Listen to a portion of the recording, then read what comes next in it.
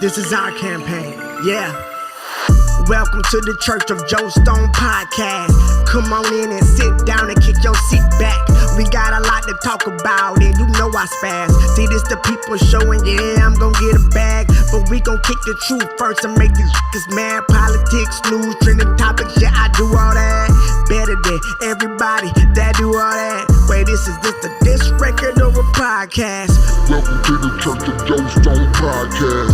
Come on in and drop the CD and stay and hit that share button while you're on the line. A lot to talk about and you know I spaz. Drop the CD and stay, we gonna shout you out as soon as we start the show. Hit that share button if you wanna support the show. Thank you very much. We gonna get started. We got a crazy show for you tonight. Hope you enjoy it. What's up, Fable? Welcome to the Church of Joe Stone podcast.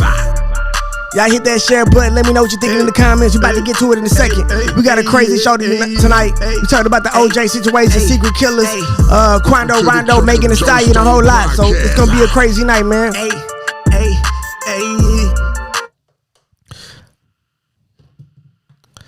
How y'all doing tonight? I am Joe Stone. How y'all doing tonight? I am Joe Stone, and this is the Church of Joe Stone podcast. Welcome. So we got an action-packed night for you. We got a lot. We have a good job, Fable. Thank you for sharing me. What's up, Robin from Indianapolis? What's up, Gabe? So we got a dope night for you. We got a lot of stories to cover. We got Megan Thee Stallion. She dropped a diss record over the weekend. We're going to get into that. Quando Rondo dropped a diss record over the weekend. We're going to get into that. We have a story about a black woman who had a racist appraisal of her home. There was a stabbing in California that was ridiculous that we're going to talk about. Boosie's out of the hospital. Shout out to Boosie. He got to keep his leg. So he's not, the peg leg. He's not walking around like a goddamn pirate these days. Shout out for small miracles. I know Boosie happy about that. Apple lobbies for Congress to weaken a bill banning the use of Chinese slaves. That's going to be an interesting story. But the main story we're going to be talking about tonight is I have a Hollywood investigative reporter coming on who is going to talk to us about the OJ case. Now, I know the OJ case is kind of old, and maybe you guys are wondering about why the fuck would we even talk about it. Well, this guy is claiming to have evidence that there was a second killer, and even says that he owns the rights to the story that the second killer has and wants to come on and I guess expose who the second killer was, tell us a little bit about what happened, and kind of take us back through a walk through memory lane regarding the OJ situation and tell us exactly what happened, where things went wrong, talk about corruption in the LA police force, the mafia, how they were involved, and a whole lot of other things. It's going to be a very detailed and interesting interview. You guys should, definitely enjoy it with no issues. But yeah, I think it's going to be a crazy interview to have. I'm excited about having our guest come on. He's going to teach us a lot about everything that's going on. And even he was talking about some other things. So, you know what? I don't want to spoil it because he even owns, I guess, one of the Emmett Till stories. So, this guy has been around the block a little bit. But we're just going to talk to him about it. Just see what he has to say. I'm interested. So, matter of fact, let me check on him and see where he's at. How was your weekend, Ty?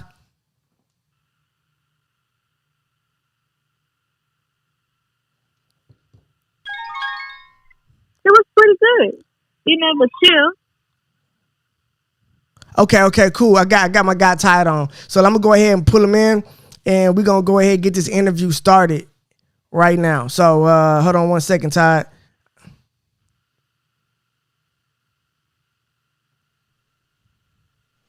Okay, Ty. Can you say something? Make sure we can hear you. Yeah, I'm here. No, I'm talking to Todd.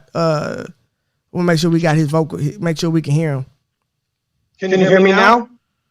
Okay, we can't hear you, Todd. Let's see. Okay. Oh, okay. We hear you now. Go ahead. I hear you now. Go ahead. Hey, what's going on? We pretty good, man. So we're sitting here. I kind of gave you a brief intro. I want you to go back through and kind of tell us who you are, tell us what you want to talk about today, and give us a brief overview of the story. And I guess we'll just start there. Wherever you're comfortable with, we'll kind of just start there. Yeah, appreciate it. I like the show, man. I like what you're doing. Okay, thank you so much, man. Thank you. So tell me tell me a little bit about who you are so people kind of know why we're talking to you, and let's just start there. Who you are, a little bit of your background, and how you got into this area of how you kind of fell into this story. Go ahead. Sure. My name's Chris Todd. I'm an investigative producer here in Los Angeles. And I work murder cases, some civilian, some famous. I'm an author. I wrote 2 books. And they're on Amazon right now. And I started this journey, this one particular journey 3 years ago, with maybe the most famous accomplice in American history. And, there were some ups and downs, and, I've done some radio shows here and there, some podcasts, but I've never really talked about it fully. And so I'm excited to be here and really give you guys something you probably never heard on this. Okay, so kind of give us the OJ story as we know it, and then I guess the new information of what you want to reveal. Sure. Okay. Just making sure you can see me. Okay. Yeah, you look good. Yeah, we can see you. Okay, cool, man. So I worked a case called Natalie Wood and Aaron Hernandez. And I had the rights to the families and the estates and the writers and the producers and kind of the pivot on some of these stories. So, but the way, a friend of mine had come to me and, kind of from a CD background, and I deal with that a lot. As part of any murder case, there's a lot of, you don't know who to believe, when to believe it, you have to be really careful, you gotta watch your back. And, so, yeah, I was brought the O.J. Simpson accomplice. He's called Charlie. And he was described in O.J.'s book in 2006 called If I Did It. And my book that I just finished writing, this new book, is called If We Did It. Sorry. And then I also did another book called Ron's Revenge. So that's this book.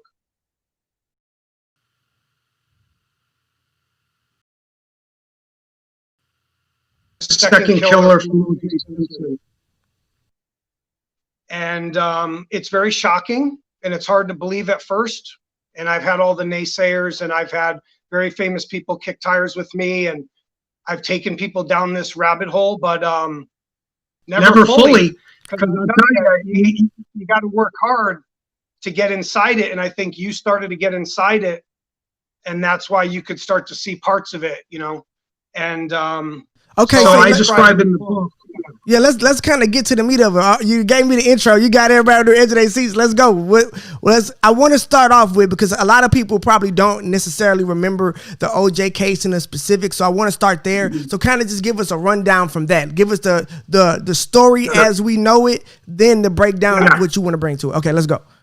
Yeah. So OJ Simpson case and saga, the trial of the century, the most watched trial in American history. The metrics on it, it's the Michael Jordan of true crime, right? So it's number 1, maybe number 2 behind JFK's assassination. There's been many theories about, did OJ do it alone? Did OJ do it at all? Did OJ have help? Was it a drug hit? Was it a cocaine thing? Was it a mafia thing? And there was always this X factor, right? There's always like this X. The gloves didn't fit. And, Johnny Cochran wore the hat. And why didn't Faye Resnick testify, or A.C. Cowlings, or, Jill Shively and Robert Heitra's journey? There's all these different storylines in there. So, but the basic journey, or the basic story that, as everyone knows it, is Nicole Brown Simpson and Ronald Goldman were killed on June 12th, 1994 at about 10:35 p.m. Okay. And that's the main gist of it. I solved this case for Ron Goldman. I did not solve it for Nicole Brown Simpson. Okay. And now, who was Ron Goldman at the time? Was he a businessman? So Ron Goldman. Go ahead. Yeah, Ron Goldman was a business player. He was a waiter. He was an actor. He was on a show called Studs. He was like trying to make his way in LA. Good looking kid, Jewish kid from Chicago. Okay. So he did some seedy stuff. Okay, so you had the OJ murder. So the story goes basically what OJ murdered Ron and Nicole, and wasn't it one other woman as well? By himself, and then they go to trial, and what happens at trial that leads to him being acquitted? So OJ is eventually acquitted, which is a big stomach punch for all of America, and everybody lived that and grew up with that. And but what was the reason? OJ, so like, what won him the case? Because I mean, everybody knew the thing afterwards was he did it, right? So what was the evidence? Was it the glove thing? Like everyone says, that was the reason why he got off. Like, what was the circumstances that led to him getting off? Right. Yeah, good question. So there's a multitude of things. It's not one thing. So some people will say it was the LA riots. It was the racism in the LAPD. This Aryan Brotherhood in the LAPD spray painting KKK on the posters inside the police station. Inside. Yeah. And when Mark Furman found the glove, he was by himself. Even though there were 4 other detectives there and about to be like 1,000 police officers there, he found it by himself. Okay. And so once the jury, I think, heard about the corruption with the police, they had the race thing going. Johnny Cochran played that brilliantly. So did Robert Shapiro. Chris Darden and Marcia Clark were kind of a little inept. I mean, I'm not a lawyer. I know they know what they're doing, okay? But Vincent Bugliosi. So it was a combination of having a good lawyer, being the right person at the right time, having the right status. And, I watched some of the videos you sent me where he was defending himself on TV, and his image at the time, I think, was so big and so clean and so impenetrable that it was Michael Jordan of football exactly. In the 70s. He was the first real interracial marriage that was promoted. Okay, OJ and Nicole. Wow. They set that standard. Yeah, that's what I'm saying. It's beyond, and they darkened OJ in the Time magazine article, and people had all this up in arms about that. There's different reasoning about whether it was a filter or they made him look darker. No, this case is the backbone. Do you know how many famous people are famous because of OJ Simpson killing Ron Goldman and Nicole Brown Simpson? Many. And they're millionaires. So we got the story about what exactly happened and why he got off. Now, you're saying, and basically what the premise of your book is that there was a second killer, and that his name was, I guess the name we're going with is Charlie, and Charlie helped him carry out his murders, and he knew him because of mafia connections or something like that. Go ahead and expound on that, please. Yes. So in the beginning of my journey, in the beginning of the first 3 years, I wasn't told a lot, right? I was in the dark. I wasn't allowed to meet him. I was never allowed to talk to him. I was not allowed to say his last name. I didn't know it was a mafia story. And I've done some mafia stories, and I have some history in that world as it is. But I had no idea what I was stepping into. It was downright scary. Okay, I found out I solved other murders by just looking at him. And I was like, boom. And I'm like, wait a minute. Not only is this guy real, this guy's done it before. And the people he's worked for, they're the biggest names you've ever heard in mob talk. Top of the pyramid. Top. So, okay. So give me the connection between, hold on, before we even get into that. Hey, you guys in the comments, I see some of the comments. Look, we are discussing what happened. If you don't want to watch the show or want to watch this show, you don't have to.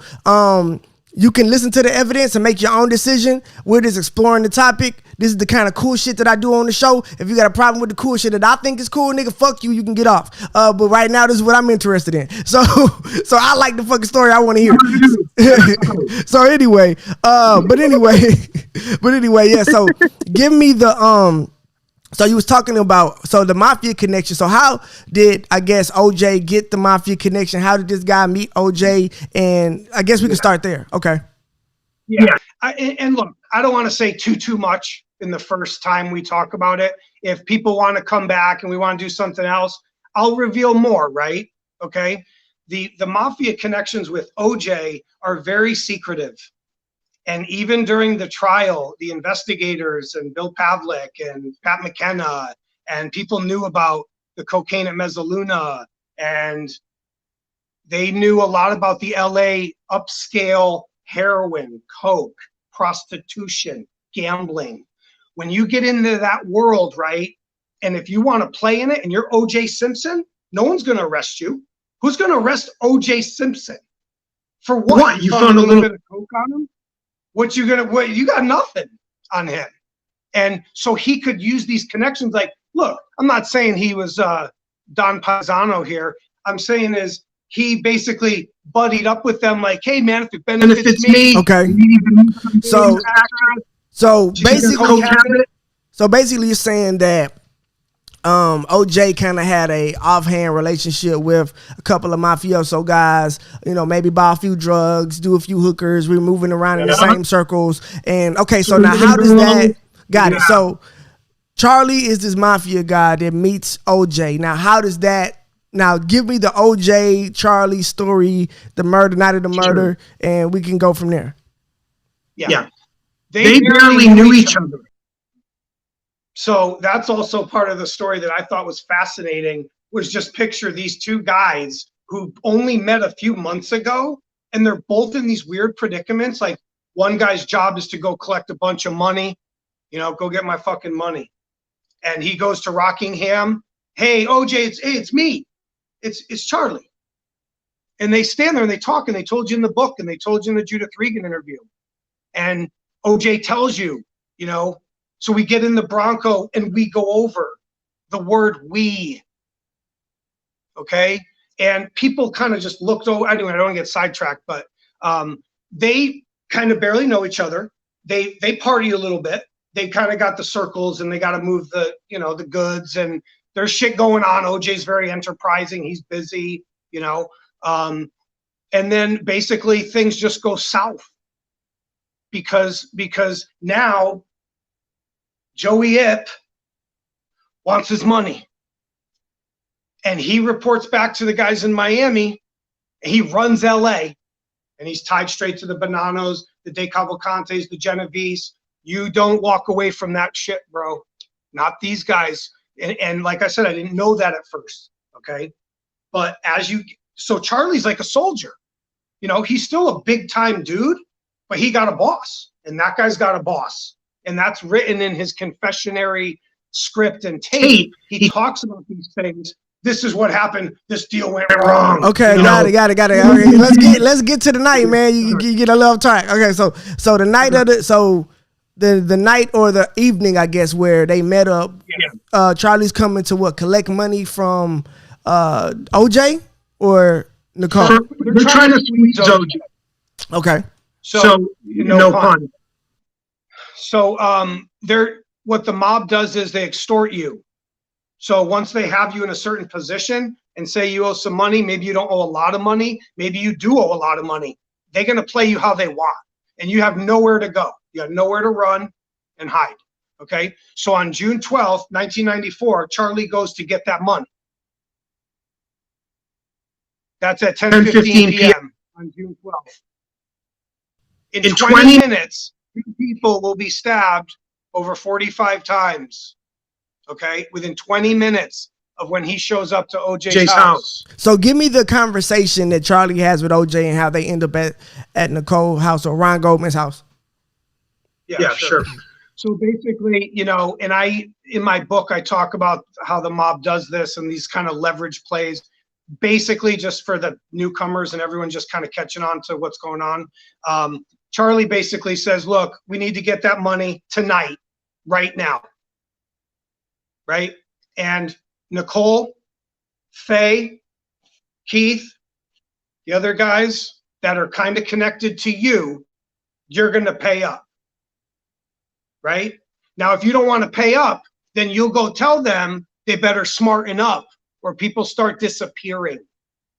Like Brett Cantor got murdered, like Michael Nigg got ambushed and murdered.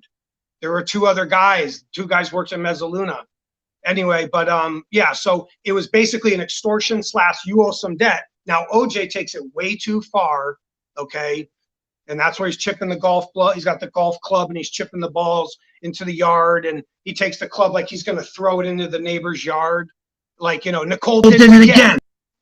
Always gotta bail her out. So, right? So Nicole, yeah. So then they head out. Okay, so wait, Nicole owed the money, right? More than one person owes the money. It's like a circle of people. Okay, they're just coming to OJ because you're probably the one with the most money in the circle, so we're gonna squeeze you. But exactly, and you're famous and you can't do anything. You got nowhere to run. Okay, you'll ruin your whole life. Okay, so now what is the conversation that happens between Charlie and OJ that where he's like, okay, let's go to this house. How do they get from there? So after OJ wants to chuck the club and he's like ready, he's fuming and he wants to just go nuts. He basically says, look, we're going to go put it on her right now. Get in the Bronco. And Charlie's like, oh, I don't think I should go in the Bronco. And so he plays victim a little bit, but the point is they get in the Bronco together and go there. Okay. What happens there, arguments and posturing, it's OJ's fault. Okay. Charlie, in a way, got, whether he caught two bodies or how he gets set up in it, he's in a tough spot. OJ's going nuts. Wah, wah, wah, wah, wah. Right? They both have knives. There's two knives. There's two. And you said also, because I read it in your book, and when we talked, you also said that there were fingerprints found at the scene that didn't belong, like bloody fingerprints that were found at the scene that did not belong to OJ, and that was, I guess, now brought into the case or something like that. They didn't pull them. There's 5, and there's also like a total of 9 fingerprints on the back gate, okay, that they never pressed or identified, okay? They're definitely, some of those are Charlie's. Definitely.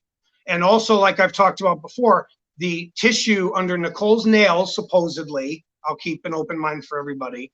There's tissue under her nails that do not match OJ or Ron. In my book, I say she scratches Charlie. Okay. And if you notice, OJ has no scratches but a dog bite on his hand, or he gets stabbed by the knife. Either way, right? Well, so who has all the damage? So now I got to be the skeptic in the situation and play the bad guy in the audience. So basically, we're on the show. We're talking about, because you're an investigative journalist, we're talking about the research, that the evidence that you found as you were researching the case. Now, a lot of people are going to ask, well, okay, so OJ made a book saying about this guy, Charlie, saying if I did it, and talking about the help that he would have or whatever, Charlie in this book. And what do you say to the people that are going to say, hey, you're just writing a story that matches up to what OJ said and trying to pass it off as an alternate or the real story, because you haven't shown us who Charlie is, you haven't said his name, you don't have any proof that you actually have a contract with him for, this script, you own his story. So how do we know that any of this is just not your imagination and it's fact? Even with, like you said, the fingerprints and the articles and the fact that they found other footprints at the scene that didn't match anybody else, like what else do we have to go off on besides that? Sure. So I became friends with Charlie. Okay. I became somewhat friends with OJ, and I offered OJ an opportunity to kind of play the cards how he wanted to. And I got to intimately know these guys and other mafia guys that were very close to Charlie, and guys from Miami, the Don Aronow case, Ben Kramer, Jerry Jacoby. I met a lot of these guys. I had long conversations with them. Everything lines up. Do you have any proof though that we can have that, or that you can show that substantiate the fact that you met with or know OJ, or that this Charlie guy? Yeah. So I'm willing to leak his materials. I'm the only one who has a copy of the script. I'm the only person. So if I leak the script, you see the confession, and you see him read about his life of crime. Now the problem I have about that is, now the script is not necessarily evidence. Yeah, could you? Okay, you have a tape of him saying this. There's a confession tape. Okay. And you're saying, so are you planning on leaking that, or what is your plans to, I guess, to add some to substantiate these claims? Because I mean, these are some wild claims, and these real people lives we're talking about. Sure. I invite anybody that wants to talk to me through email or wants to do a phone call with me. I'm very open to people. I have conversations with people all the time. So if someone wants to talk to me about it, I'm here. You know, if someone ever wanted to debate it, you know, you have to understand that I have to give Charlie a little bit of an out. Okay. So I can't come on his last name. I can't just start putting Joey Ippolito on blast. Right. If someone came to me and goes, hey, I'll give you $1 million for that tape, I'll give the money to Charlie and his guys. So what is the, so if you can't, so this is my question. If you can't substantiate anything that you're saying right now, what is the purpose of the book, this interview, promoting it? That's my question. What is the purpose if you aren't looking for monetary gain necessarily from the situation? Right. Yeah. I'm a whistleblower at this point because we already lined up deals and there was like $10-15 million talked about and escrow, and there were contracts with famous people. After all that stuff didn't happen, after 3 years, basically, I decided to write the books on my own. Okay. Is to walk away from Charlie and Joey's family and OJ and his lawyer and all the original OJ players. Basically, I went off on my own. I gave them all opportunities. I gave Cato a chance, Faye Resnick, the Browns, Denise Brown. Do you have like the emails going back and forth with those teams available? Well, look, if people want to see stuff or they want to talk about the case for real, then I'm down to do that. For me to start showing my text to famous people and to the president of A&E and the president of Disney, I'm sorry, like your fans, I'll talk to them right straight up. You guys want to talk about it? Then come talk to me. Call me up. Okay. Okay. And I'll show you some things that will scare the shit out of you, and that will literally, you won't sleep. So I'll make you believe it through evidence, through confession, through a little trickery too that I have. See, I know the secret. I have the Rosetta Stone. That's why my books talk about that. There's a chapter called Rosetta Stone. So basically, you are inviting people who want to learn more to have a conversation with you about it. You're whistleblowing because of the deal not going the way you wanted to go. Okay, fair enough. There was something else we talked about that I kind of wanted to touch on before we wrap things up, and that was you was talking about the racism in Hollywood and black stories being taken advantage of by I guess multi-million-dollar studios. Could you tell us some more about that? Sure. So I've been in like a battle, in almost like a war in Hollywood. You can Google it and research who I am and see what's gone on. And you know, white Hollywood, okay, has stolen black stories, minority stories. They've subjugated females, and female directors have had less opportunities. People of color have had less opportunities. I had a lot of these projects for like 8 years. I've been in the business 20 years. I worked at Disney. I worked at Sony. I worked at Fox, at CBS, all of them. So I've seen it. I was them, right? And so a lot of times, even in the racism, they didn't even know they were doing it. Okay. But the main thing is, my main tie to all that is Emmett Till, Mamie Till. Okay. And I had that project for 5 years. You know, so what happened, or what examples can you tell us about, you know, what have you seen in the way, I guess, it works? Sure. So, you know, there's a lot of, well, let me just stick to Emmett Till and Mamie Till. I don't want to go off on these tangents about like what I do on other projects. Just Emmett Till, Mamie Till, they blocked the story for 65 years in Hollywood. Okay. 65 years. Wow. Over 5 producers have tried to steal it from the family. 5. Famous people. Wasn't there an Emmett Till? Am I wrong? Wasn't there an Emmett Till movie, or am I just completely wrong? No. I feel like I saw like a documentary. Documentary. Okay. There was a documentary on PBS called The Murder of Emmett Till. There's never been a scripted project. They just put Emmett Till on a Ouija board in Lovecraft Country, and I had a little tiff with them at HBO and stuff, and I've had other tiffs with people. Wait. Are you telling me that these people went and filmed a segment where they used a Ouija board to talk to Emmett Till? No, Emmett Till was on the Ouija board. He was the one doing the Ouija board as a short segment in one of the episodes of Lovecraft Country. Wow. So I had it out with him. I did my little battles. I live a different kind of life. I'm not what you think I am. Like I fight for people. So you were saying that they blocked the story for 65, because that's a good point. You would think that with a story. Oh, okay. They're trying to steal it at the same time. So what do you mean by trying to steal it? I stopped all them for 5 years because they all fear me in Hollywood. They're afraid of me.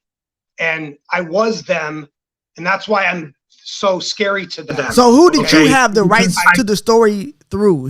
Emmett Till family? Like, who specifically? There's multiple family members. There's executors. There's some guys are older. They die off. They change. There's a cousin. There's an aunt. I had writers. I had black guys. I had white guys. I love the story that there were these other white guys that loved the project, fought for it, had no money, lost everything they had on it. And I was like, I'll take it over and I will stop every person that tries to touch it. And I did. Ask around. Have your people start Googling me. Chris Todd's my stage name. Okay. Find out who the real me is. We'll start rapping. Do you want to give your real name so people can look up? No, not yet. Somebody do something. I don't see anybody. If they say, oh, Charlie, the OJ accomplice, I'll tell you things. Your head will fall off your body. Okay, so we can have a debate anytime. So you got So basically, they blocked the story in Hollywood because they didn't want it to be told by what? Aaron Hernandez. Say it again. They blocked Aaron Hernandez because I had it. They got so upset that I had Aaron Hernandez. They tried to have the sheriff throw me in jail, and there was a judge, and in the same court where the civil trial was with Ron Goldman. So I was pulled into Santa Monica because I said I had the Aaron Hernandez project, and then I had 4 restraining orders set up with wives, and people are running, jumping over the hills and jumping over the bushes. So when you paid my dues, man. This is a long road. I've been doing this. This is 20 years.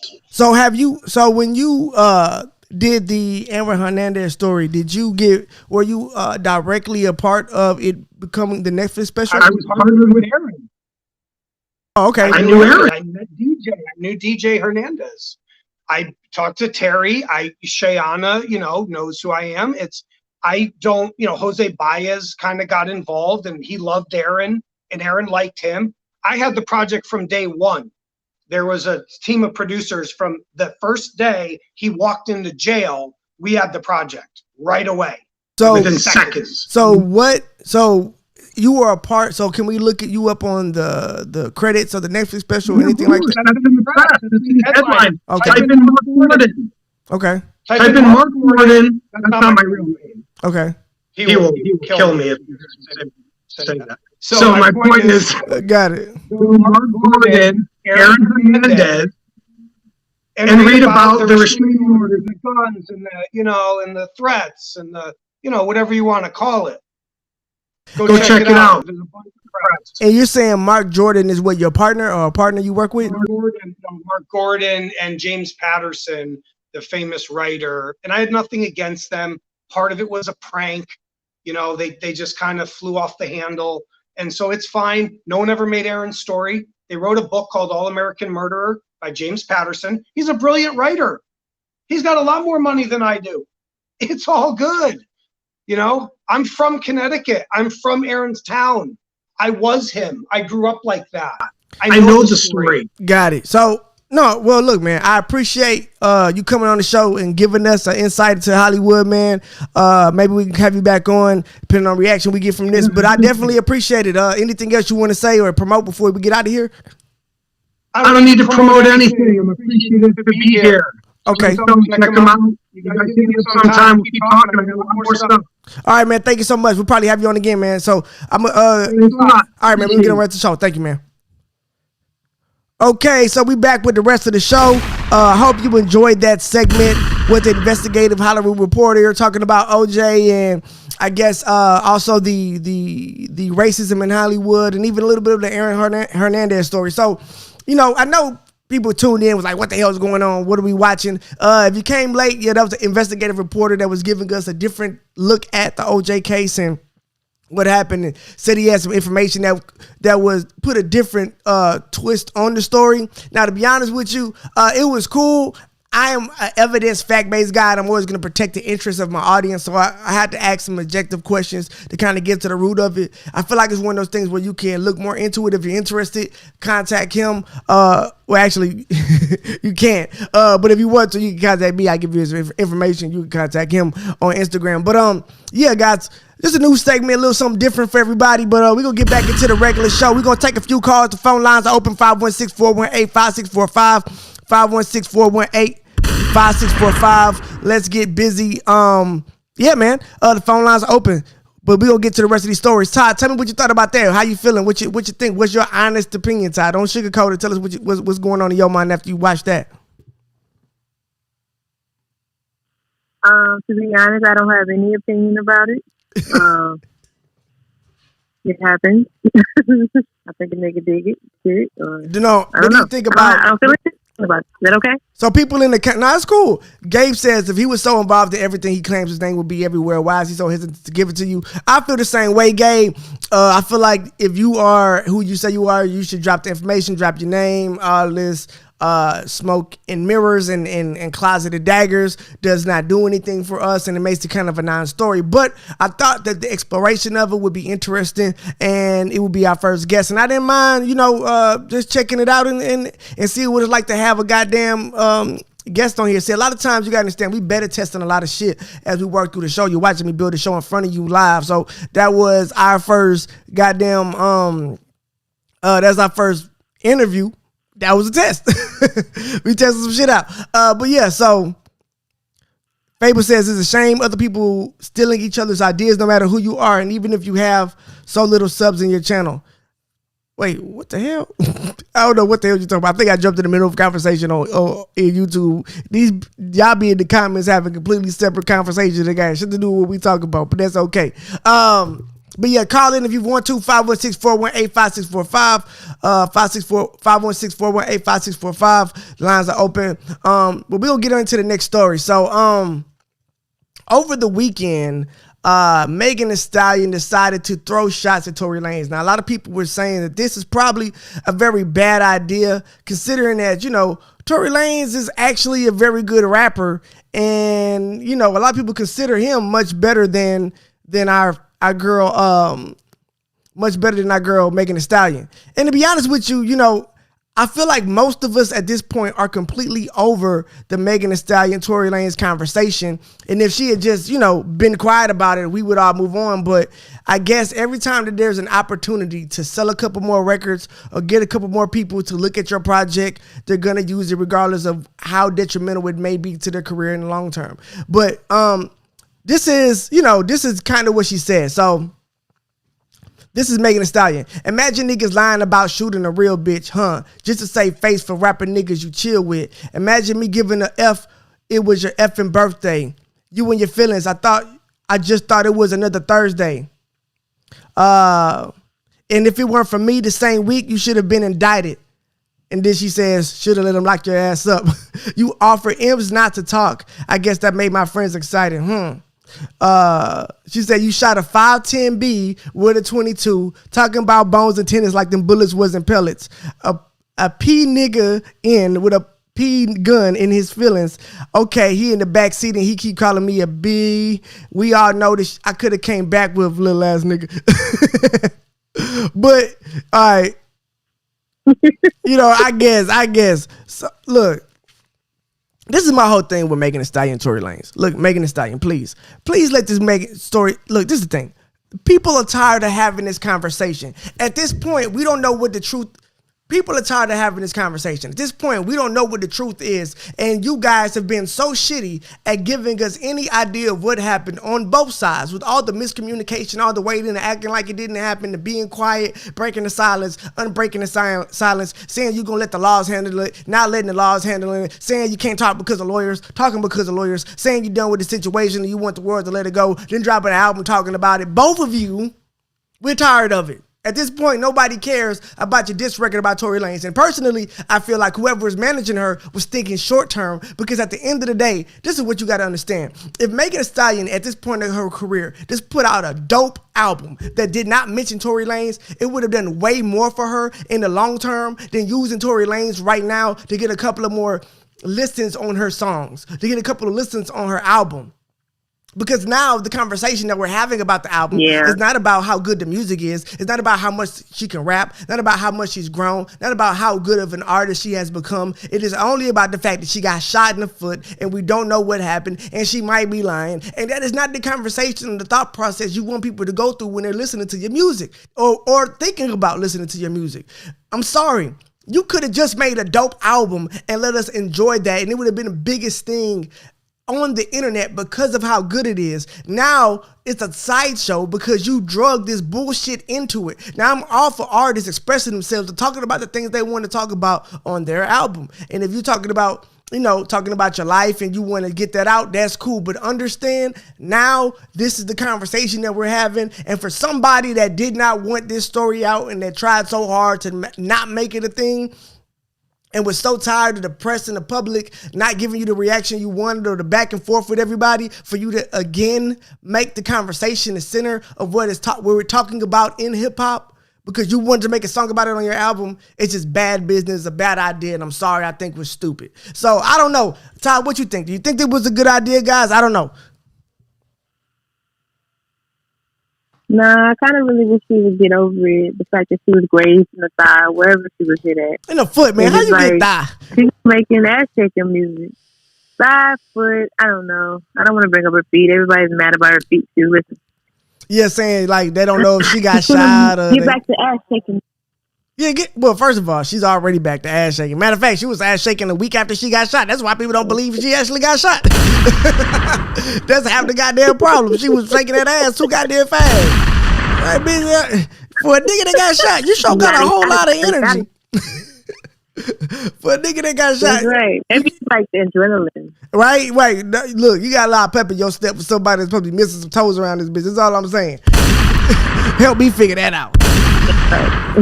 And look, she better hope Tory don't get in his feelings and drop a real diss record, because Tory will tear her ass up when it comes to this rap shit. Tory one of the nicest rappers out here, unfortunately for her. And if he decide to go on the offensive, and this is the problem, you gonna take a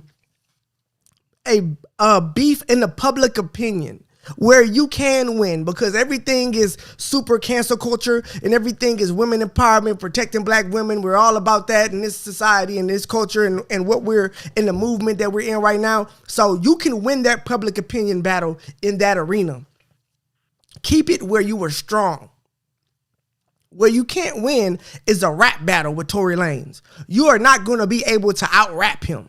You're not going to make better music than him. So why make the conversation? Why bring the confrontation into the music arena where you're weaker, and now the conversation will be judging diss records back and forth instead of people just being on your side because of what you said? That is a bad place, and strategically, like I said, I think this was a bad idea, because if Tory decides to make this a record battle, which I don't think he's above, considering, all these rappers need a little extra cash right now. They strap their pockets a little strap, and he know that'll generate some buzz and some dollars and some song plays.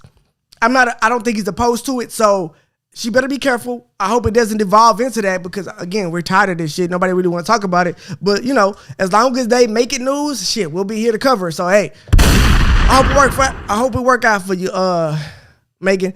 Again, the phone lines are open, 516-418-5645, 516-418-5645. We just cooking tonight, man. Hit that share button for me one time if you're rocking with the team. Yeah, let's go. So, And since we're talking about dishes and we're on the subject of not dishes, and I just said dishes again.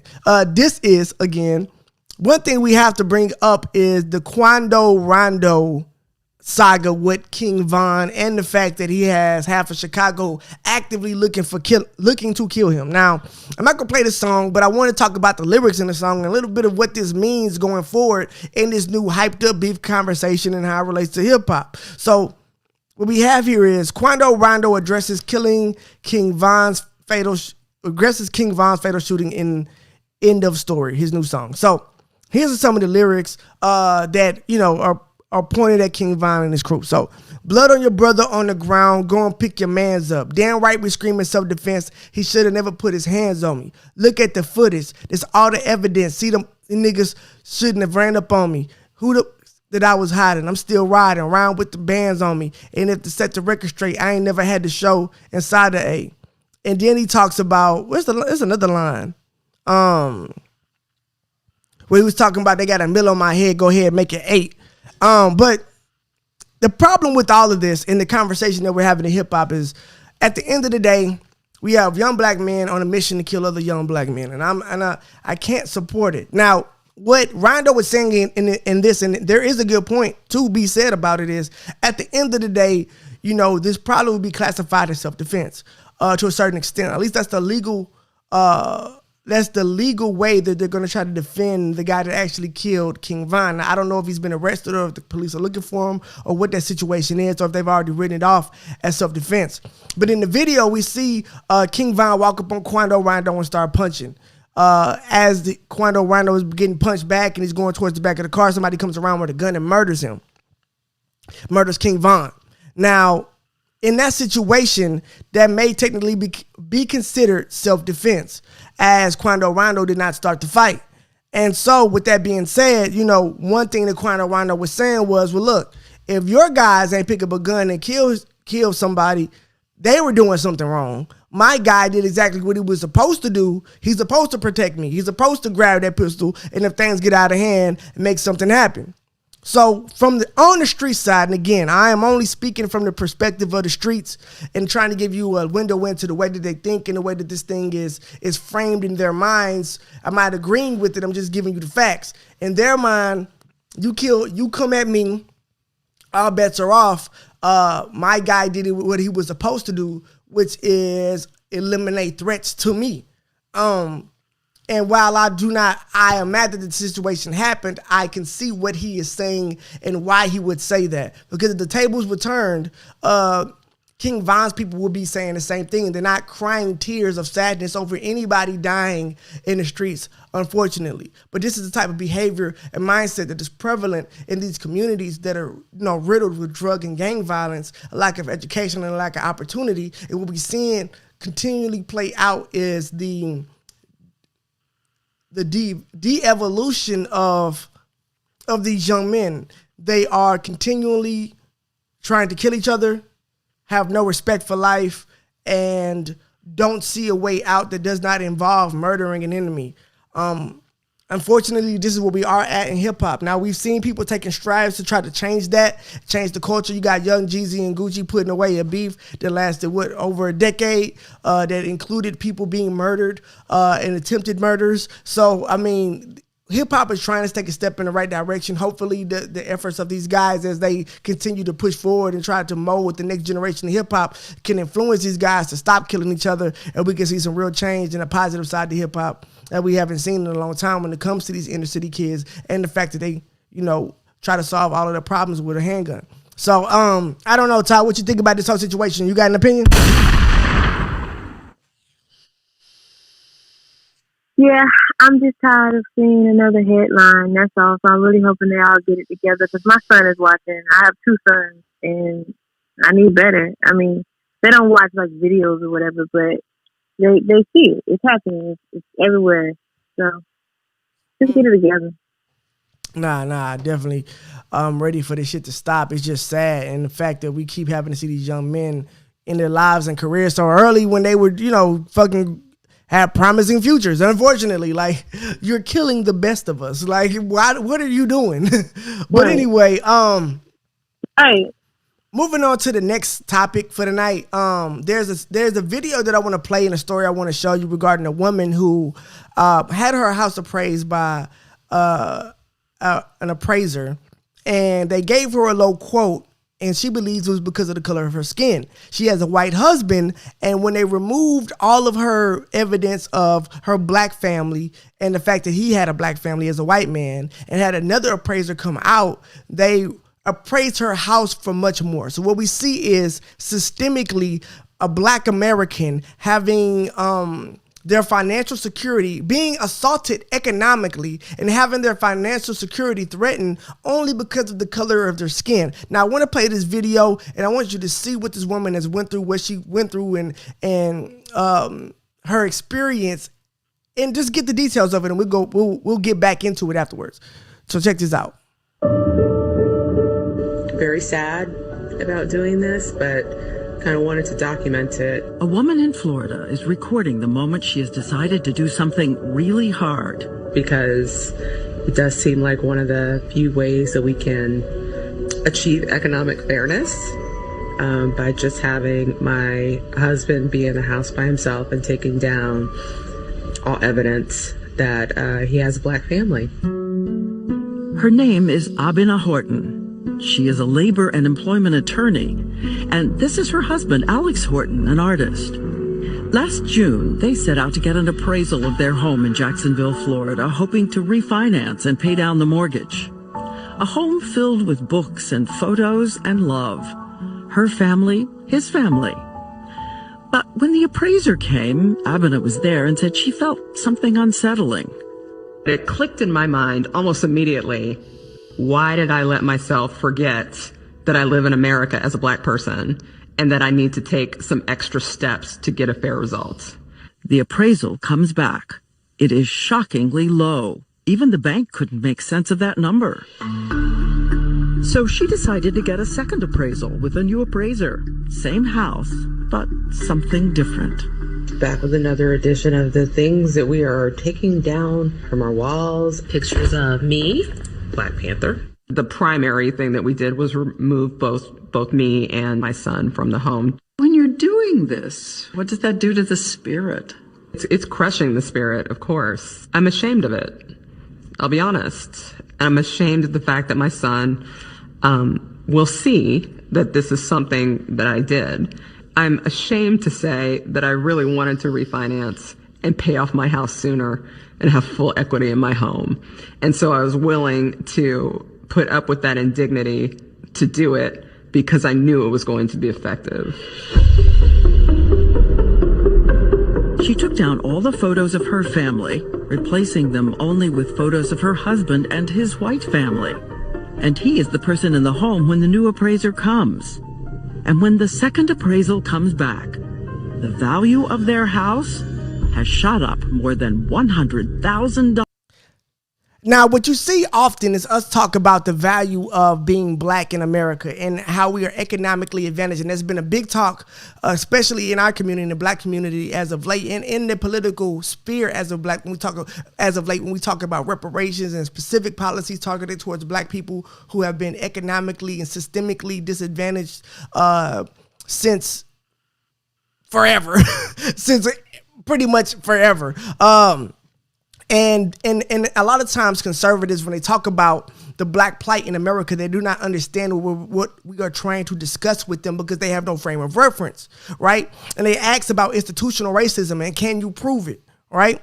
And also talk about, how do you quantify your experience as a black person and how does that affect your economic future and the hurdles that you have to overcome in this country to be as successful as your white counterparts in the same environment, while you face different struggles that they face, but they don't want to acknowledge them. Now, as you can see, this woman had a racist appraiser come to her house, same exact house, got appraised the first time for $330,000. The bank didn't understand why her house was appraised for so low.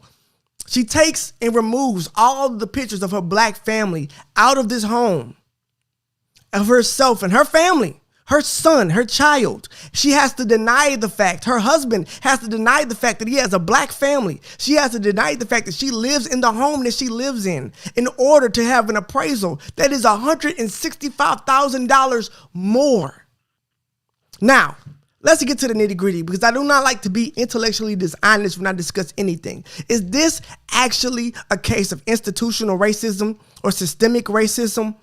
I do not know. We cannot conclude that, because is it that one person who was just racist, that one appraiser, or is it the fact that all appraisers are racist? Would that another appraiser have came and also would the second appraiser have come and given her that $465,000 appraisal regardless of the pictures in the house? We do not know. But see, this is what we're talking about here. Now,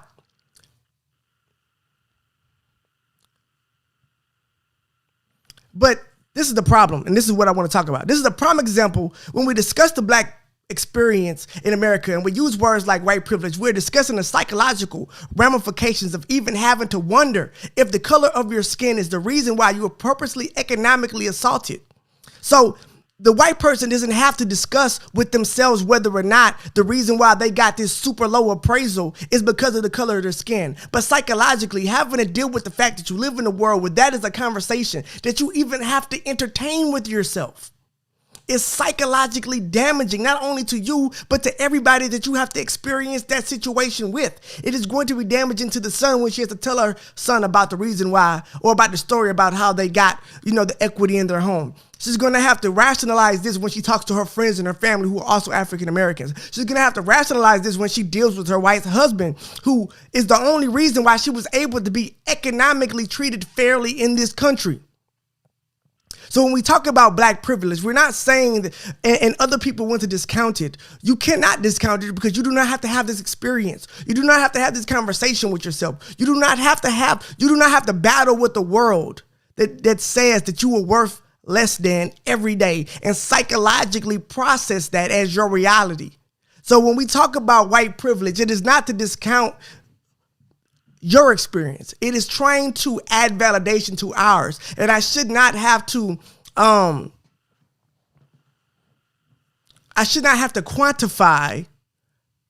how I feel in metrics that you understand for you to be able to accept how I feel. Because I want to look at numbers and but some things can't be quantified. How do you quantify this? Because if this had happened at any other period in time, no one would believe her.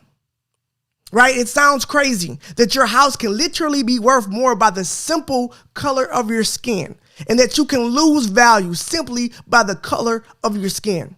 If that is not economically disadvantaging a group of people, I don't know what is. So again, in conclusion, when we speak about white privilege, it is not in order to take away from your experience at all. We are trying to get you to understand the reality of ours. And it shouldn't take us justifying it through whatever measures in order to make that happen. But I don't know, Ty, what do you think? This is kind of hitting a little home, because I am just now thinking about getting appraisal on my home. And when I heard about this, I was like, wow, another hurdle that I could possibly be going through. So it sucks, because I have pictures of my family all over the place. My son's father, his grandma's, he's half white and half black. So it's just super interesting to see what that's going to look like. Now that I know this, I will have something to look forward, Hopefully not. Like, I don't want to go in thinking this is going to happen, but that's going to suck even have that on in my mind. You know what I mean? Exactly. The fact that you even have to have this discussion with yourself is what we mean when we talk about white privilege, and the disadvantages that come with being black in the United States, in this country, unfortunately. Oh, we got a caller on the line.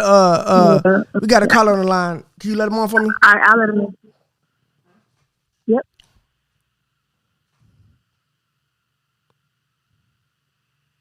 503, you're on the line. Hello? Yes, sir. You're on the line with Joe Stone. What do you want to talk about? All right. Well, I was just going to touch on that topic you just bringing up about the systemic just the economic racism involved with the real estate agency or real estate industry. I have a good friend, black brother.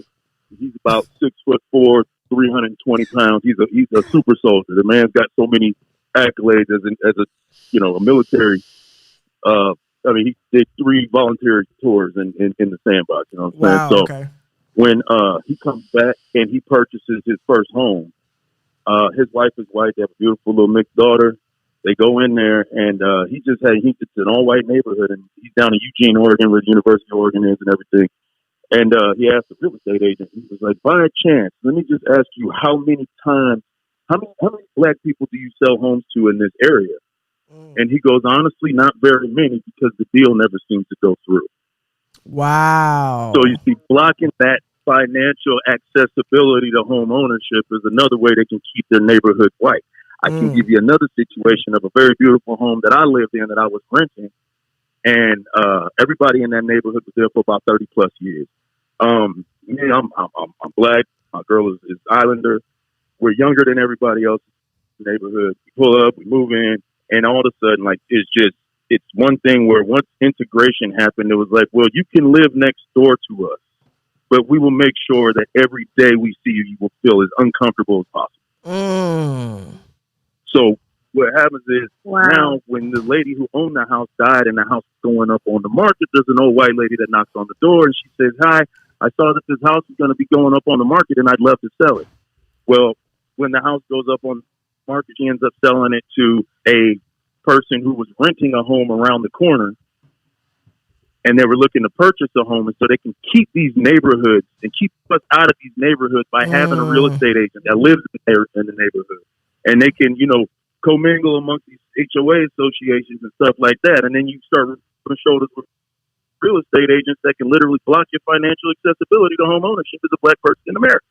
So definitely, there's definitely, and I know that here in Portland, Oregon, I know y'all heard about everything going on in the news here, as far as the rioting stopped and all that. But there's a huge shift right now, and I think definitely needs to get brought up because it's very relevant, very real. Did you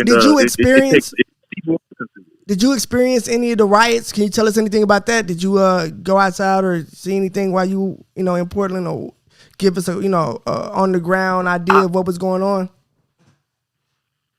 I have an interest in amateur documentary making, and so I actually went out there and put my boots on the ground during the first night on May 29th. I never experienced nothing like that before, but I will say that there was nothing Black Lives Matter about that situation here in Portland. It was small flare-ups of angry white kids that have problems with authority. Meanwhile, Black Americans are staying out of downtown because we know what happens with that. So when they're running these arrest records of everybody who got arrested the night before, it was it was always white people from somewhere else. Wow. So then, our whole downtown's boarded up, spray painted, everything. They tore statues down. It literally was 5 straight months of rioting every day. But it wasn't like, LA 92. It would literally be about 3 hours of chaos, and then everybody goes home. There was 5 days of riot, and that was because the forest fires had everything all smoked out. Wow. Okay. Well, look, that's crazy. I had a similar. Well, I didn't have a similar experience, but I had a unique experience as well. I think that the media portrays these things in a very one-sided way, and they all have their agendas, and I think that people just need to go out there and look for themselves during these situations and get a good idea of what's going on for themselves, because you really can't trust what's being posted, because like you said, the narrative that we get and how it actually looks is totally different a lot of times. But hey, man, I have another caller. Let me respect them as well, but thank you for calling in, man, and make sure you call in again. Thank you. Do your thing, bro. All right, man. Thank you for your time. Thank you. Can you bring on the next person?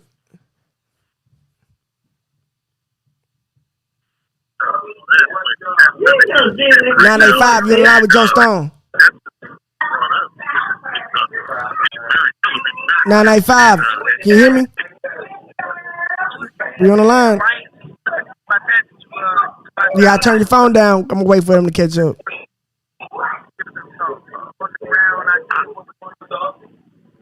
985, I'm waiting on you, baby.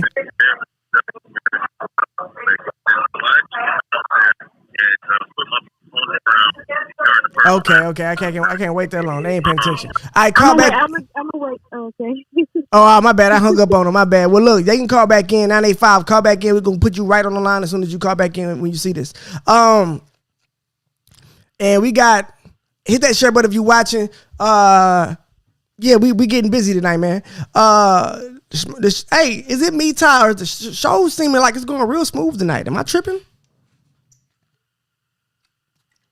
Nah, it's super smooth. It's super smooth, man. I feel like we in like a nice little groove. Like we doing our thing, nigga, just chilling. You know what I'm saying? Ain't too much going on. We chilling. Yeah. All right. I actually got a very good. I got some shit that you gonna like, Ty. I know you like that conspiracy theory shit. Yeah, I know you like learning shit that like fuck you up. And I got some shit that's gonna fuck everybody up, man. This shit blows my mind. I was trying to get this call a little bit more time to get back before I start my shit, because I ain't gonna stop when I start. But if they call in, just tell them to hold on. I get to them after we done.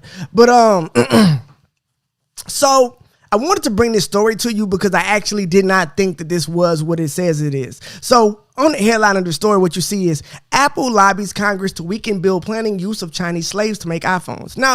Now, understand, I've heard about Chinese labor practices in China before, and I'm pretty sure you may have heard of whispers of it before as well, as far as like these factories where they have these people working crazy hours for little or no pay. You know, that is the reason why, one of the reasons why China is an economic powerhouse is simply because of the ability for them to have so many people work so cheaply with crazy hours and crazy restrictions, to the point where they literally had to put nets on the outside of buildings because so many people were trying to kill themselves. This is not like a conspiracy theory. You can go Google the nets that they put on the buildings where they manufacture iPhones and Nikes and shit to catch people as they try to murder themselves because of the working conditions in China. Now, when I read this, I thought that they were talking about just the crazy the crazy labor practices in China, and that they were being hyperbolic when they used the term slaves. Unfortunately, I was completely wrong. They're talking about actual slaves in China that Apple is trying to be able to keep using to produce your cheap iPhones that you use. So in this time of heightened everything, heightened cancel culture, heightened awareness, heightened caring, we care about the fucking animals and the fruits and the vegetables and the sunlight and each other and the world. We are actively, as Americans, using slave labor to produce iPhones, and nobody's talking about it. Let's get to the goddamn story. Apple, a pioneer in the world of digital censorship and progressive virtue signaling, has dispatched a team of lobbyists to Washington, D.C. to do the unthinkable. Lobby for the United States to look the other way while China engages in human slavery to build cheap products for the West. Lobbyists working for Apple are applying pressure on the elected class in Washington, D.C. to dilute the effects of the however you say that, Forced Labor Prevention Act. That proposed legislation would require all U.S. companies to certify that they do not use slavery or forced labor from the Chinese region of Xinjiang, where the ethnic minority, the Uyghur, or I don't know exactly how you say it, guys. If I'm saying it wrong, I apologize, population are being herded into concentration camps and used as a source of cheap labor. So what this article was talking about and is alleging is the fact that Apple, what they're alleging is that Apple is actively trying to make it so that it's not wrong or illegal or against the rules for them to use the Chinese slave labor camps in Xinjiang. And if you don't believe me, here are multiple reports from the BBC and even The Guardian talking about the uncovered detention camps, the concentration camps that the Chinese had where they're enslaving this group of people. And then you have an American company, Apple, fighting to be able to keep using this slave labor to make cheap fucking iPhones. Now, like, look, I love my iPhone, and everything in my house is goddamn Mac. I have spent thousands of dollars with Apple to the point where literally I have lost count of how much money I've spent with them.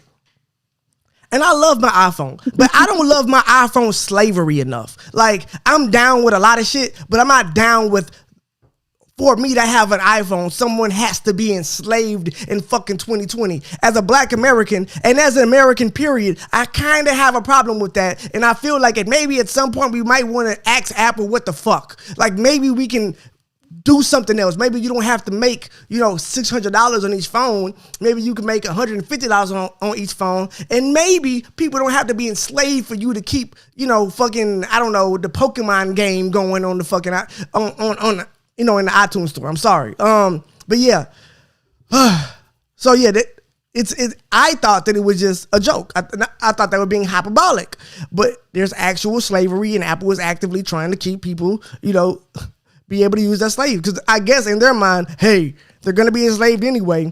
Might as well get something out of it. No, I don't think that's how you're supposed to do that. I don't think that's how we should be doing logic these days. But anyway, back to the article. Forced labor and slavery on paper differ in that international law sees individuals in forced labor being treated as persons, where people held in slavery are seen as property. In this case, the slave owners would be the Chinese Communist Party and the Communist Chinese government. In a stunning attempt to disingenuously misinform, China audaciously insists that the identified concentration camps are vocational training centers for underprivileged minorities. So China wants us to believe that they're just building these big old camps to train people to enter the workforce, these minorities to enter the workforce, but they just can't leave when they want to. We just can't. No, can they go home? Can they? No, they kind of got to stay here, so they can't leave when they want. Nigga, that's slavery. That's not job training. Yeah. The Australian Strategic Policy Institute, ASPI, published a study in March identifying 83 companies around the world, including Apple, including Apple, whose products are manufactured wholly or in part in factories using Uyghur slaves. The study also indicated that the use of the Uyghur slaves is not limited to the Xinjiang region. So this is verifiable information. The Australian Strategic Policy Institute did a study and they caught Apple being one of the people who are using this slave labor. And again, I feel like maybe we should talk about this. Maybe this would be an issue that we have with Apple, and while we're canceling people and, virtue signaling, maybe, we should talk about that a little bit. I don't know. The cost of an iPhone shouldn't be a human being's freedom. I think that's a good enough inline. But yeah, I don't know, Ty. What you think? Did I blow your mind a little bit? You really did, because like you said, I got my watch that connects to my phone, that connects to my tablet, that connects to my computer. So I'm Apple everything too, and I'm over here like, dang. So somebody had to give up their life or wants to give up their life to create this stuff. That's kind of jacked up. I'm looking at Apple a little different now. Exactly. With such a stellar reputation, you would think that Apple wouldn't, have slaves. But yeah, and you know what? We're going to expose Apple, because I didn't realize that this was as crazy it is, but it really is crazy, and we need to let people know this is some fucking shit. This is some crazy shit. So let's keep cooking, man.